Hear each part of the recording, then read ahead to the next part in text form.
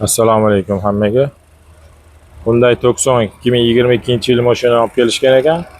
Bu mashinada chek yonib qolayotgan ekan. Bir diagnostika qilib qarasak, birinchi datchik kislorodda bo'yicha xato chiqqan ekan. Xato nomeri necha? 2237. Xato nomeri P2237 ekan. Buni daskanalni yaxshilab qarab chiqqanimizda datchik kislorodiga taqaldi baribir.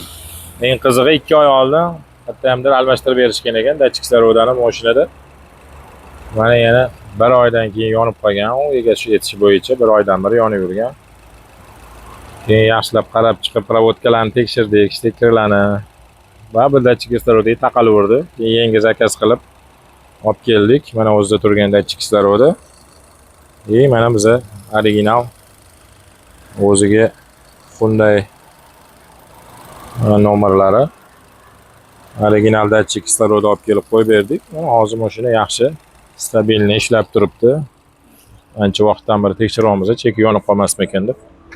Tablolarida mana cheklar yonmayapti, hammasi joyida.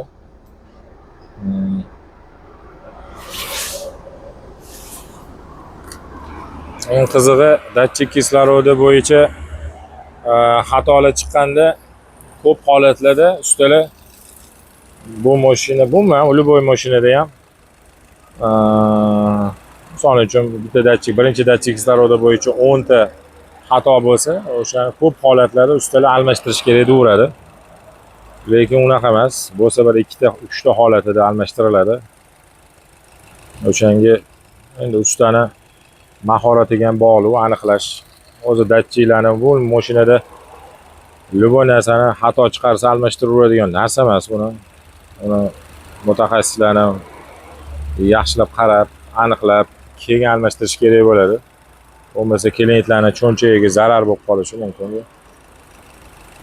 Yaxshi bir isbotli diagnostika kerak bo'lsa, xizmatida bemalol murojaat qilib o'tishingiz mumkin bizga. Salomat bo'linglar.